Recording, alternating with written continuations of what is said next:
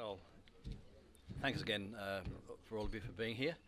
As I say, this is the first public event at CIS for this year, and there's a whole series of events queuing up, and if you're on our list, you'll find out all about them. As I also said, it's the first this year, obviously, in our leadership lunches.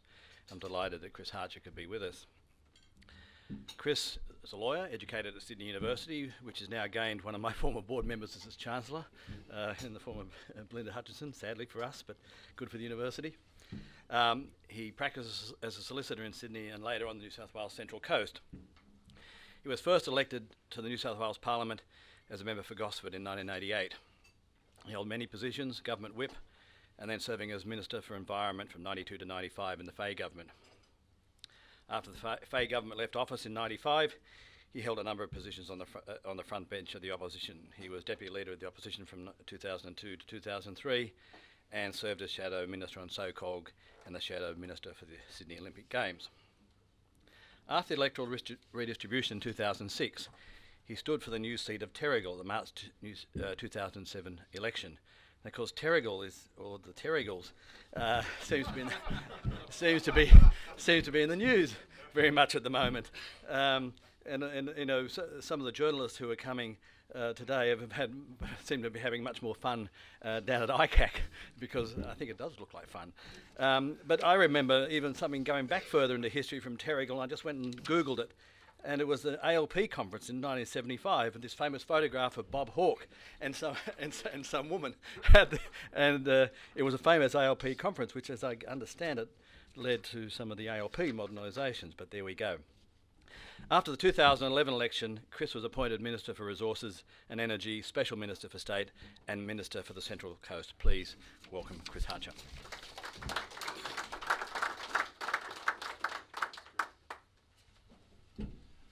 Well, good afternoon, everybody, and thank you, Greg, for the introduction.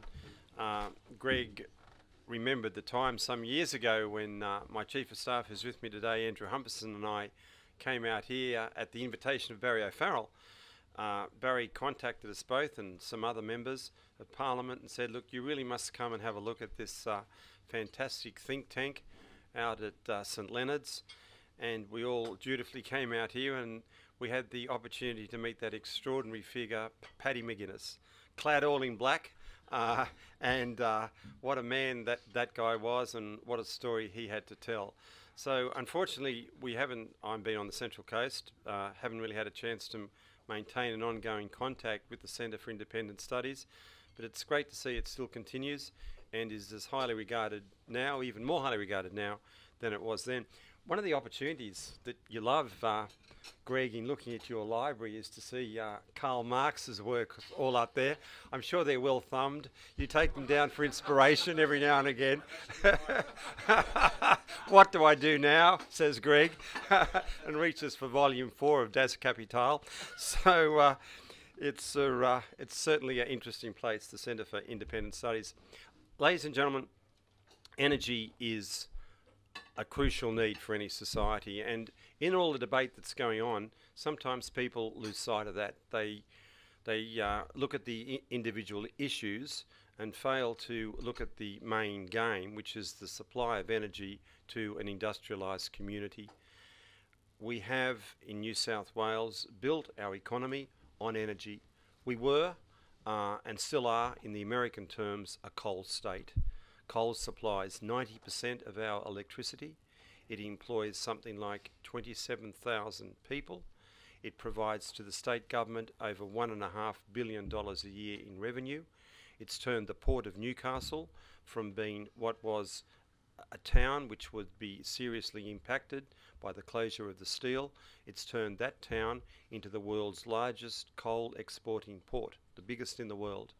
It offers and continues to offer huge economic opportunities for the state of New South Wales. It's the foundation of the state's prosperity, just as agriculture is the other twin pillar of the state's prosperity. And energy evolves. Our need for energy evolves over time, and the mix of energy that we use evolves over time.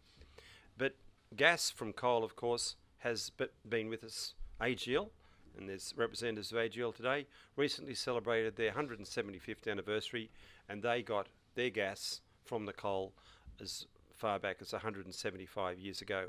And Sydney itself, there are hundreds of coal mines under Sydney. Balmain was a major coal mining area, and it was the area where the first gasification took place from coal. So we've had a long interaction with gas, we've had a long interaction with coal.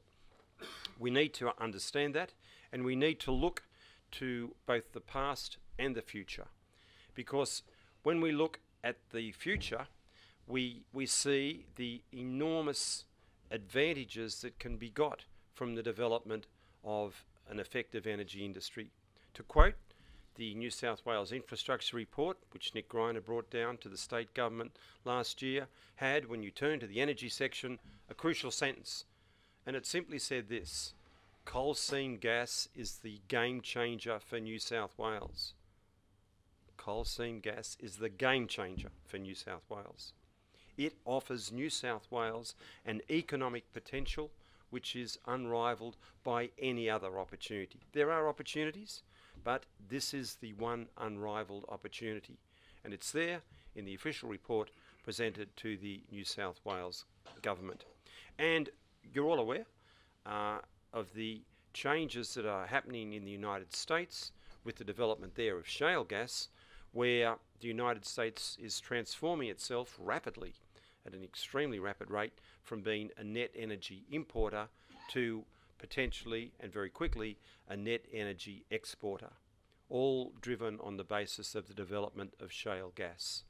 And the United States economy, which is gradually, painfully getting its lift, which is so long needed, is getting its lift from the supply and development of shale gas, because with a reasonably affordable and secure supply of energy, you need that as your foundation for the development of any further economic expansion and development.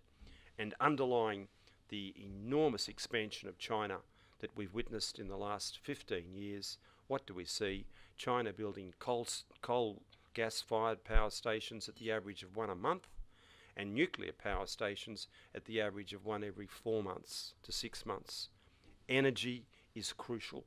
So any debate about energy, and it's appropriate in a democratic society that you do have debates, any debate about energy has to rest and acknowledge the foundation that we must have energy. It's not an optional extra. It's not like people can say, oh well, we don't want this particular development here, develop it somewhere else, because you can't do that with mining or with coal or with gas. You've got to take it where it is. The good Lord, when he created the world, and I'm a evolutionist, not a creationist, but when all of that happened, the gas and the coal were put in certain areas. They weren't put anywhere you like. You have to find it where it is. That's the first point. The second point is that if you're going to develop it, you've got to develop it responsibly, but you will not get anything out of it unless you do develop it. It's no good to you still in the ground. To simply say we've got gas for 250 years doesn't mean anything unless you can actually access that gas. Having it in reserve like a bank account is not something that you can simply draw upon. The evolution of our sources of energy is important both for what's available at an affordable cost, and also now with the expectation of our community that we will work for a lowering of the rate of CO2 emissions, and that's why everybody is looking at programs, be it through the carbon tax or be it through other programs which the federal opposition has, programs to gradually take us away from a dependence upon coal as our primary source of energy towards renewable energy. We would all like to get to the stage where we do have an endless source of supply of energy from the sun or from the wind. But that is a long way away.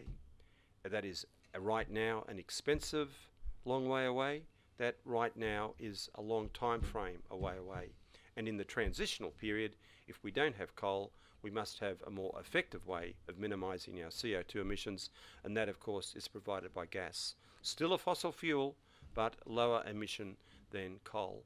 So, sure, in our society there will be debate about ways and means, but it's not a debate where you can say we don't need it. We all have to get to the end result of having the energy, otherwise we do not have a functioning society. It is as simple as all that. Can I just say a few things then about the present debate? In a democratic society, there must be debate. In a democratic society, a community is entitled to participate and to advance its views. And in a democratic Western society, people are entitled to ensure that they do have clean water, that they do have clean air, that they do have the best opportunities to protect their environment and the best opportunities for a proper lifestyle for themselves and their families. Energy undersources all that, but energy cannot replace that. So we must have a good environment, we must have good protection for our water, but we must also have a good source of energy. The challenge for government is to how to balance it all out. Governments cannot say we will simply abandon our environmental responsibilities. We can't. We must acknowledge them. We will not look after our water. We must protect it, but we must also ensure that we have energy. So the challenge for government, and it's not an easy challenge, the challenge for government is to maintain that balance. The present debate relates to certain aspects of the balance. And that, once again, is an appropriate debate, but one would hope it would be an informed debate. So much of the debate and so much of the public concern is militated by the United States experience, especially by the film Gaslands, which of course some people know, but many people do not know, relates to the shale gas, does not relate to coal seam gas. It is simply an irrelevance to the debate that's happening here in New South Wales. If we're going to develop coal seam gas, we are not governed by the experience in the development of shale gas, a totally separate issue, but not one that's well understood. The other point concerns community concern about the protection of water. This government, and protection of the environment, this government took office in March of 2011. It immediately set up a strategic land use study involving all stakeholders and involving all relevant government agencies. After 18 months of the most thorough deliberation and consensus and development and hearing of all points of view, it developed a strategic land use policy which is one of the toughest in the world. It's acknowledged as probably the toughest in Australia and one of the toughest in the world. It is designed to ensure that as far as the strategic lands, called the prime agricultural lands, are concerned, they are properly protected and that no development goes which would affect our rich soil lands. No development goes ahead which would endanger or damage our rich soil lands, be it the Liverpool Plains, be it the Gunnedah Basin, be it those areas.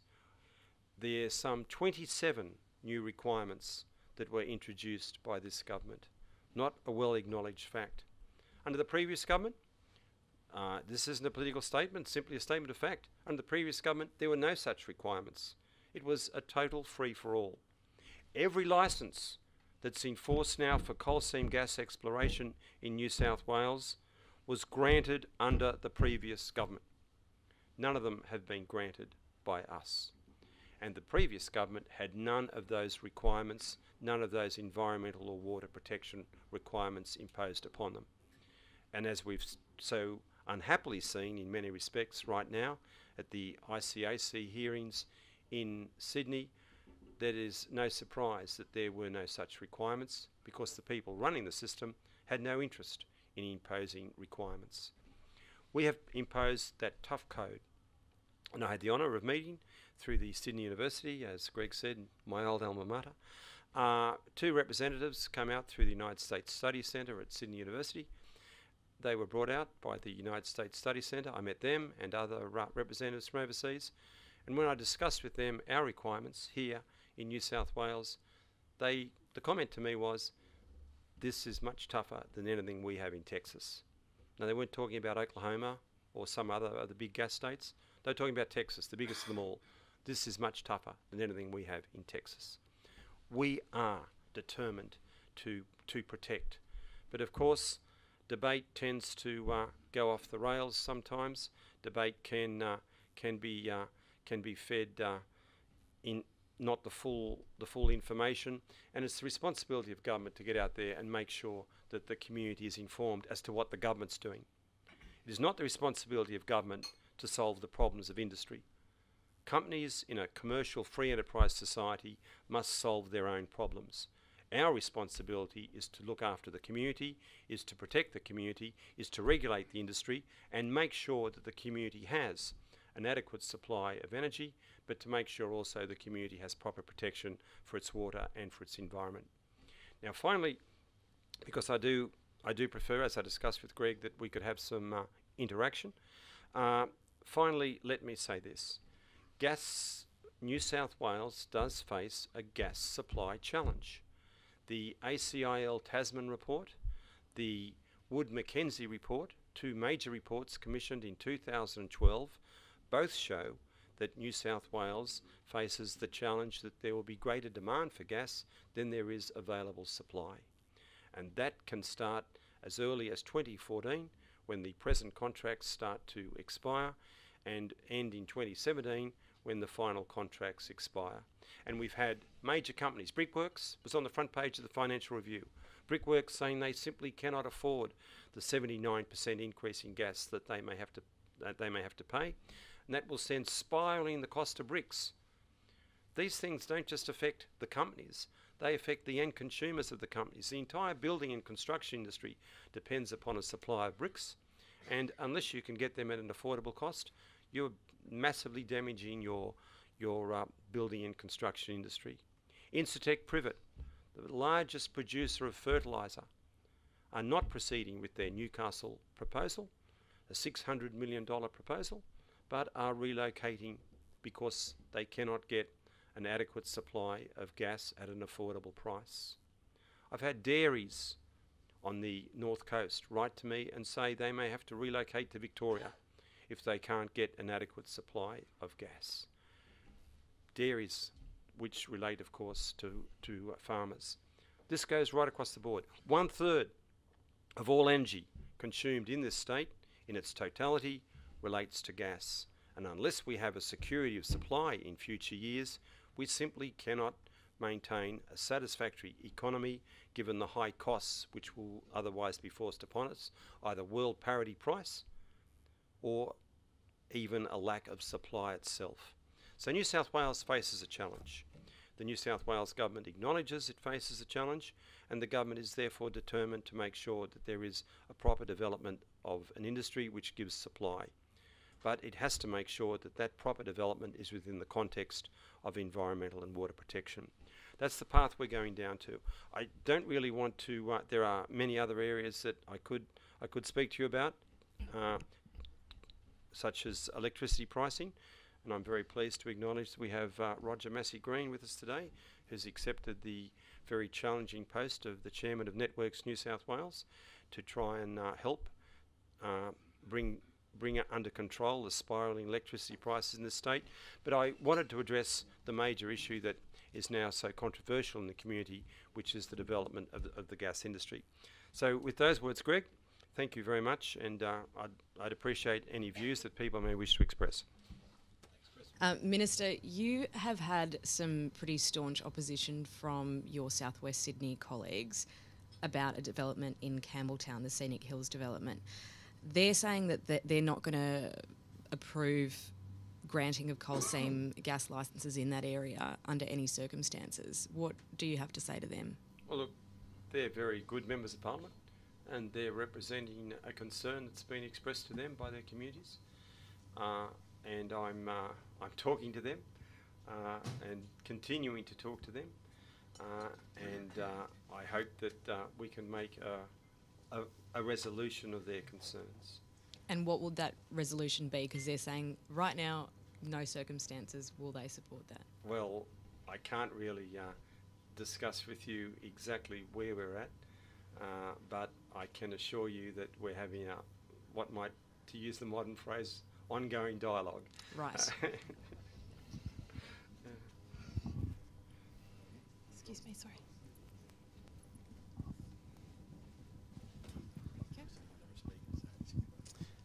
Minister, I'm just interested in your comments about supply. My understanding is that, yes, you're right, that the supply of cheap gas is running out, but this country has got a lot of gas, so it's not the supply of the gas, it is the price of gas that's the issue.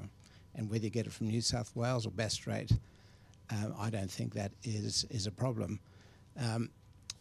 I'm a wheat farmer, and I'm used to exporting wheat and getting world parity for my wheat. And I assume, as a net exporter of gas from this country, we will be getting, in time, the world parity price for our gas, and it may well be more expensive than it is today.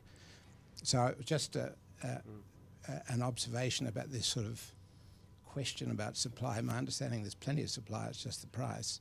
But my question to you is, when you were in opposition, you came out with your strategic land use policy, and you basically said that as far as landowners are concerned, that they wouldn't be financially disadvantaged as a result of coal seam gas extraction. And in fact, you gave an undertaking to look at the just terms legislation as far as property rights. Does the government, or the coalition now in government, still stand by those statements? Well, we believe we've honoured our election commitment. I know there's some debate about that, but we've had the New South Wales farmers, which I would hope you'll remember, involved heavily in all our negotiations, and they have, while they're not totally happy with the package that we've announced any more than the Minerals Council, I suppose, but totally happy with the package we announced. They have understood our package. I don't think that we have failed to discharge our election commitment. It was just, my question was more on the undertaking you gave to a landholder, that she wouldn't be financially disadvantaged as a result of coal seam gas extraction. Well, did I give that undertaking? No, the coalition did. The coalition did.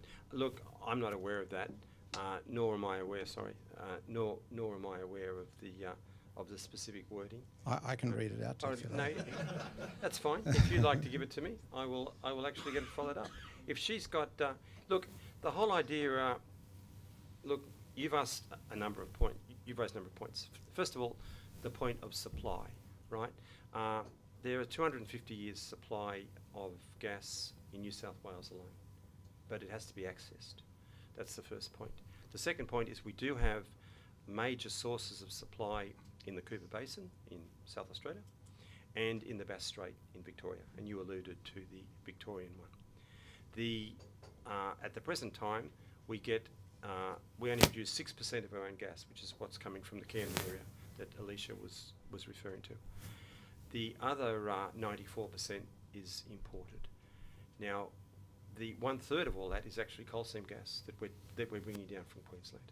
So we're extensive users of coal seam gas already. The carbon tax, the requirements for the elimination of the brown coal-fired power stations in both Victoria and South Australia mean that there will have to be a higher usage of gas in both Victoria and South Australia. That's the first point. The second point is that the Cooper Basin is not an endless reserve. It is peaking and is starting to go into decline, and the great bulk of it is committed to the export market to get the world parity. The only area where people still claim that we can actually get a good supply of gas from relates to the Bass Strait. That does not have the logistic capacity. There aren't the pipelines to bring it to us in the amounts that we would require. It would mean that we would be dependent as a state upon a single monopoly supplier, and it would also mean that that monopoly supplier could simply sell it, as we would have no legal powers, to any other market that it's so determined. If we are going to have a security of supply for our industry and for our homes in this state, there are 1.5 million people, well, more than that, 1.5 million homes and businesses dependent upon gas. If we are going to do that, then we have to make sure that we have a security of supply. And we don't do that by allowing it to go to an uncontrolled company operating in the Bass Strait, which does not have the logistic connection yet, which will take years and which will be extremely expensive. So that argument that we often hear has never properly evaluated. I know I hear that argument often, but it's never properly evaluated. The second point relates to the land use policy.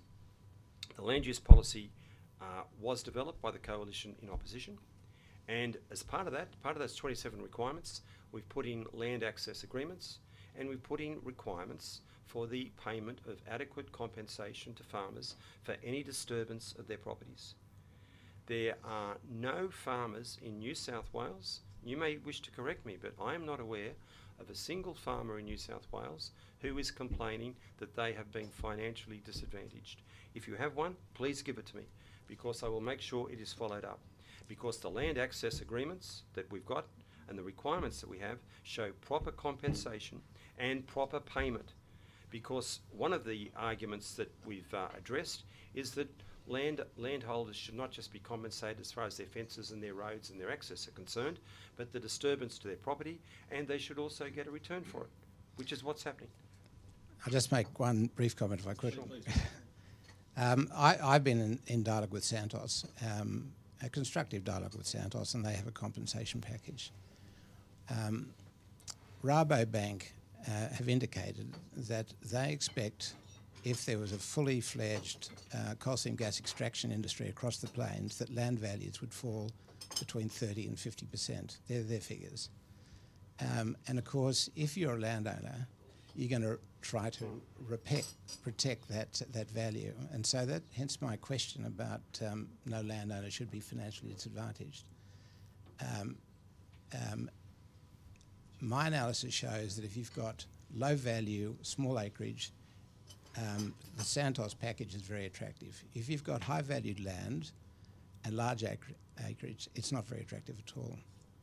So I think if we knew where the government stood to make sure that landowners were not financially disadvantaged, the effect that would move Santos into the more marginal land and keep them off the more valuable land. Well, we would have to evaluate that. I'm not aware of the Rabobank report. Can I tell you that in Queensland, in the Roma area, in the Dalby area, that's not the experience. The Rabo report, I'm not questioning it, but that's not the experience where land values have dropped.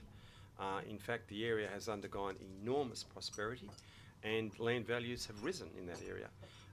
That council, the mayor of that council, the West Darling Downs Council, told me in November that he had approved in October his council $10.2 billion worth of developments in 1 month in that area, right? The whole area is resurgent, and every other area that has the opportunity for the responsible, and I emphasise the word responsible development of a coal seam gas industry has enormous opportunities. If there are going to be, through legal stipulations, disadvantage to people, then that should be looked at by a responsible society. But at the present time, it's all voluntary. Your negotiations with Santos right now are voluntary. If you say no, I'm not sure that Santos will be actually trying to exercise any further rights, because every agreement that is operative in New South Wales now is a voluntary one. We're having blockades at Metgasco on the north coast, and yet Metgasco have entered into land access agreements voluntarily with every landowner. No one has had any compulsion imposed upon them. So what's happening? We have a free enterprise society where people are freely entering into agreements with a company and saying, yes, this is what I want, and you've got people coming from outside blockading and trying to stop you. That's what's happening. And I'm sure that Santos, as a responsible company, will not be wanting to pick a fight with you. I can assure you.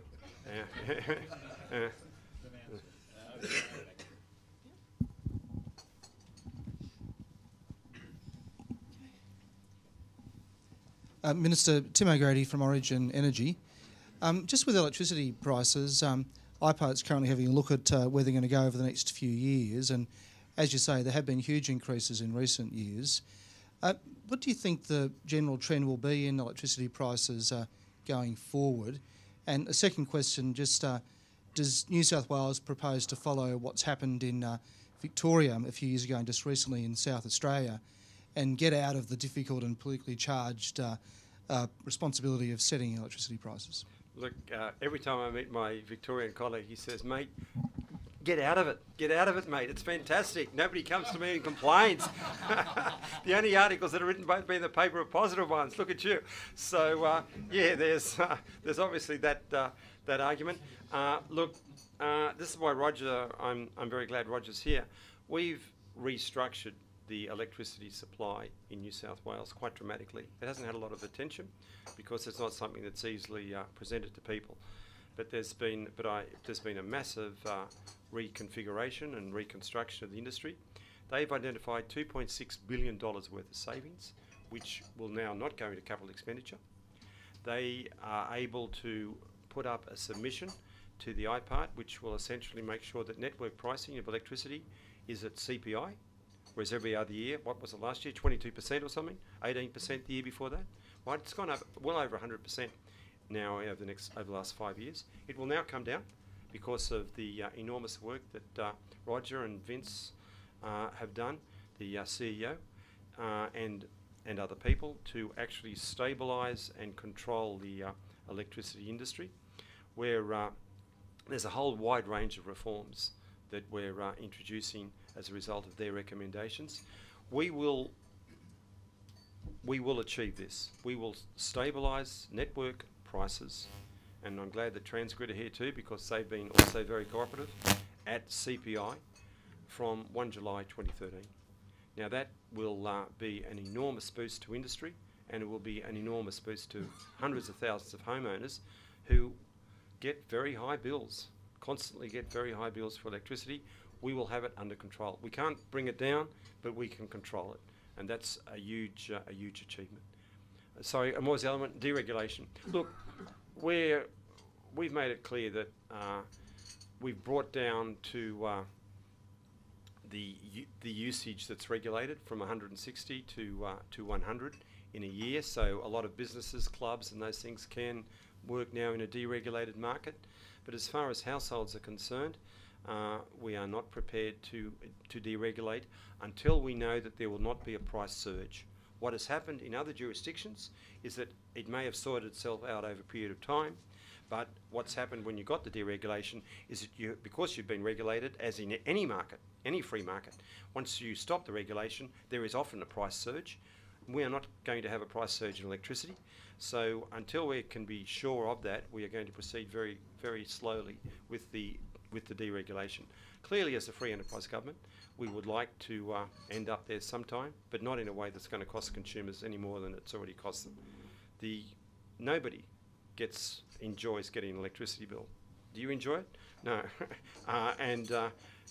Nobody reads all the material. They just look at that bottom line and think, goodness, isn't it high?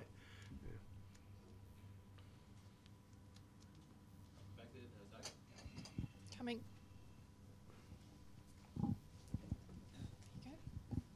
Doug Snedden from Transfield Services.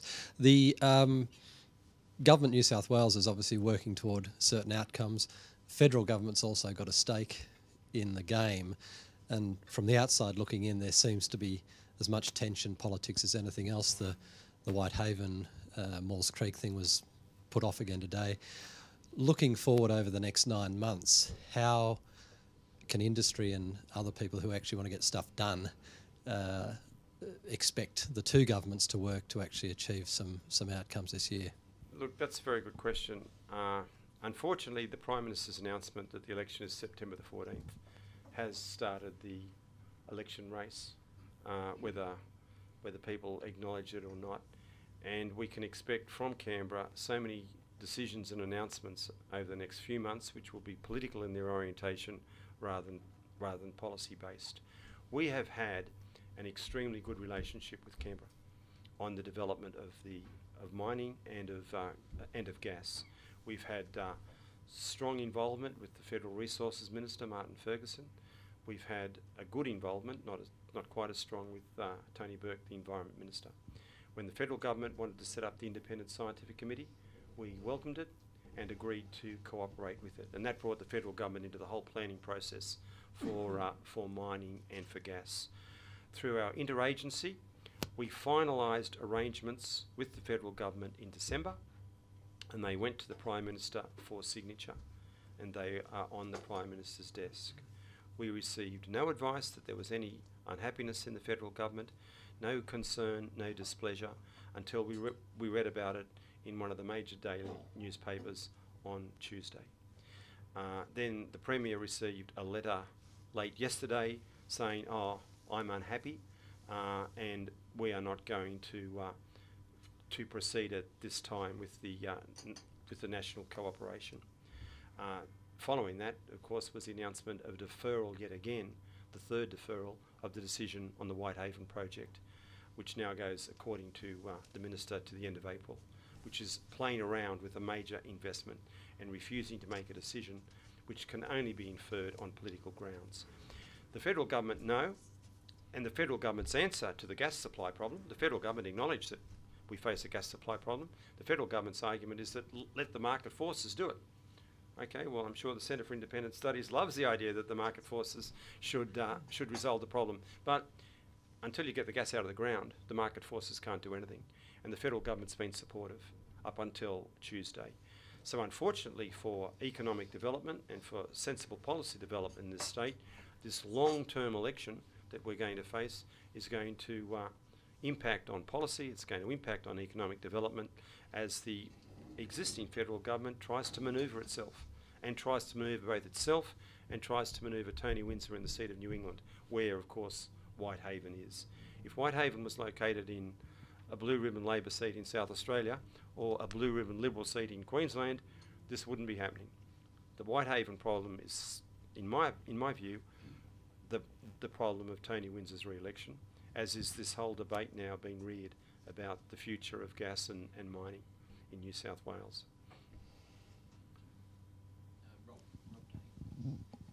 Rob McLean. Here, Rob. Thank you. Minister, thanks for the comments. And I recall before the election, you know, when your government announced a strategic land use policy that seemed like a very strong, good step forward. My interest, I live half the time in the Southern Highlands at Berrima, and last year I went along to, I think it was last year, to an upper house hearings around coal seam gas, and one of the people giving a submission was a former oil and gas executive, Alan Lindsay, and he made an interesting point that in Sutton Forest, the infamous Belangolo area, the coal seam is adjacent to the aquifer, virtually sits on the aquifer, and then when you head north, by the time you get to Camden, the coal seam is about 300 metres below the surface. So the risks, and particularly with water, are very different in different areas. So I'm just interested in, and why do I say this? Well, the lease, the PEL is held by a little company called Planet Gas that is trading at 2 cents, and it's got an area of 3,173 square kilometres of lease area. And I guess as residents of that area, we don't want to be in a situation where the aquifer's gone and we're looking for compensation later. So I'm interested in just how in your requirements you've set out we'd avoid that kind of thing happening. Well aware actually of the evidence, and well aware of the interrelationship with the aquifers and the gas in your particular area. In many areas, of course, it's a long way beneath the aquifers and doesn't pose the same challenge. In your area, it's a lot closer. So there'll be no shying away from that by my department or by other government agencies, unless we can be assured that the extraction of gas is not going to have a deleterious impact on those aquifers, then it will not proceed. It's as simple and as clear cut as all of that. And I've made that clear at the public meeting that was held down in the Goulburn area. That's quite absolute. And companies are aware of that. If there is this very close relationship with the aquifers, then they're going to have enormous engineering difficulties in satisfying the government and the independent process, because the decision won't be made by me, and it won't be made by the Minister for Planning. It will be made by the Planning Assessment Commission, an independent body which will determine it on the evidence and upon the science. And unless the evidence and the science shows that the water is going to be okay, then it will not proceed. Now that doesn't mean that if there's a 0.00001% risk that it can't go ahead. But it does mean that it will not go ahead unless they're prepared to sign off on it, that it does not pose an unacceptable risk.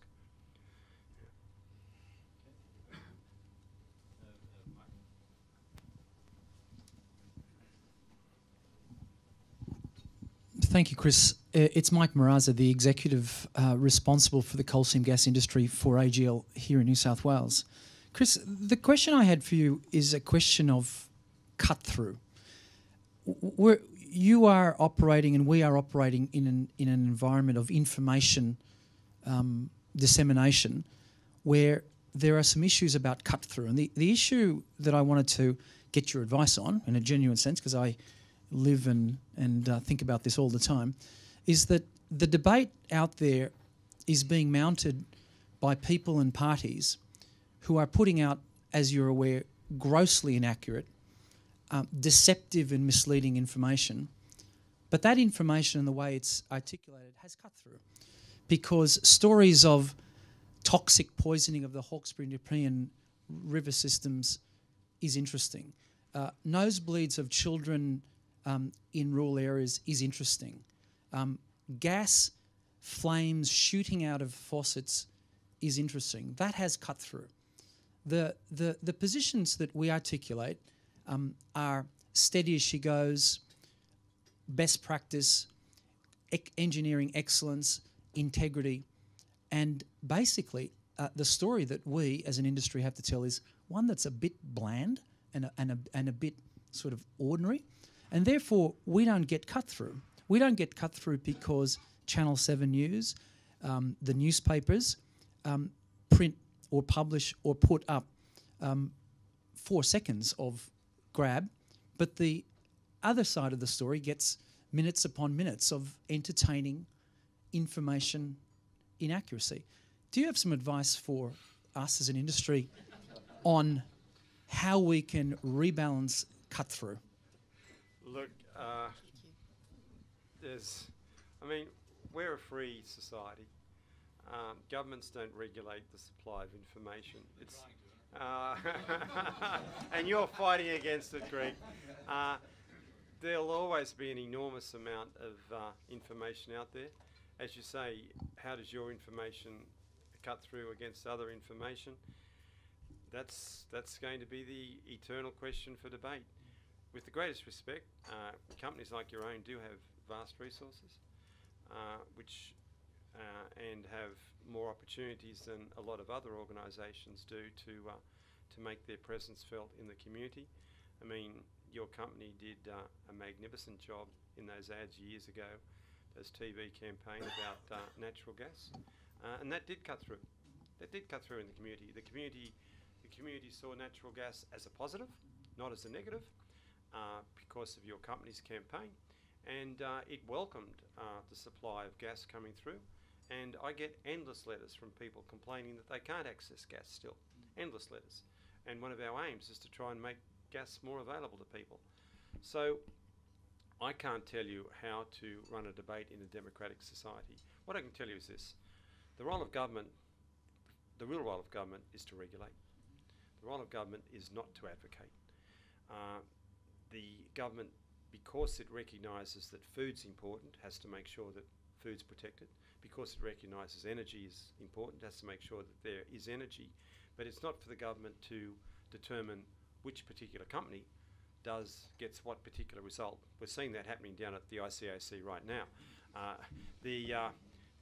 Our government will support the creation of a gas supply industry, and our government will regulate that industry, but our government cannot advance the debate as to the particular merits of any particular proposal in that industry.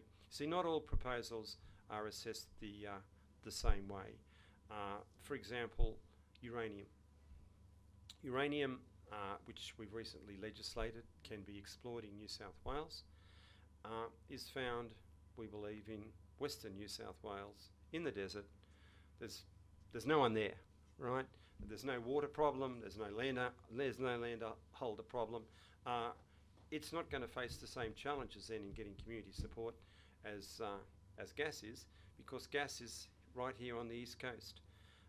So it's not the government. The government doesn't see its role then as to try and sell this proposal, that proposal. The government's role is to try and regulate. We would encourage you to just get out there and market. Get out there and sell what you're trying to achieve, as you sold the coming of natural gas from, or as Santos did, and as you as suppliers did, the coming of natural gas from the Cooper Basin some years back.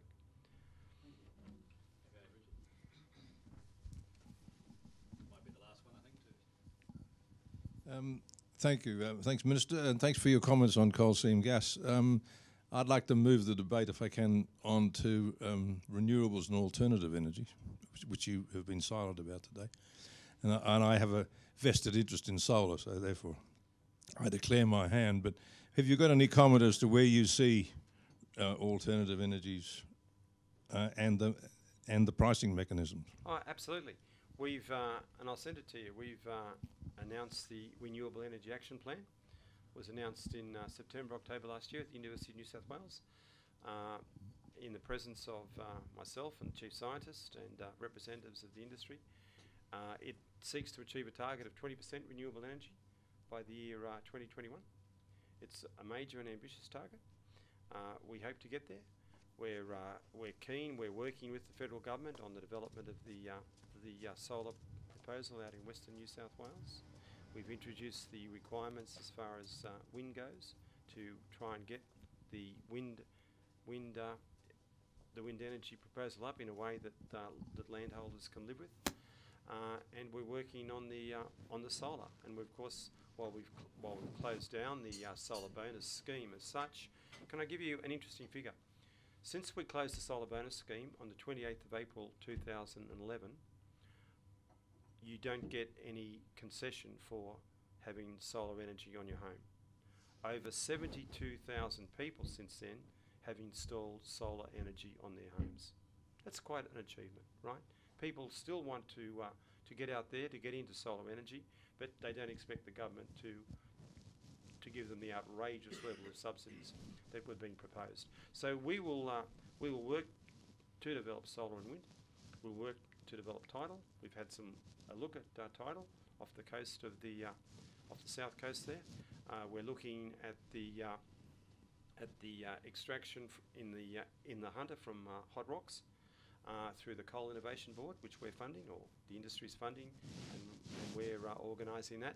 So at all levels, of course, we are keen to develop renewable energy. And I did make some remarks about that in my introductory speech, where I said we want to get there, but gas is an important transitional stage until we can get there at an affordable price. But at present, the technology is simply not there to make solar available at night time. That's pretty obvious. And it's not there when the wind's not blowing. Now, in Spain, they did do a huge amount of work on trying to get the solar stored in the salt pillars, but that's scientific work. It's not commercially available work because the cost is simply astronomical at the moment. And you can't say to people, well, look, people are paying huge amounts of money for electricity already. Pay 5 times what you're paying now, or 6 times what you're paying now, and we'll all go to renewable. It simply would cause the collapse of the economy. So we've got to transition it, and that's what we're trying to do. But we do have a complete commitment to one day getting there, 20% by 2021, hopefully by 2030 or 2050, even 50%, 60%. We want to get there, but we've got to do it in an economically responsible way.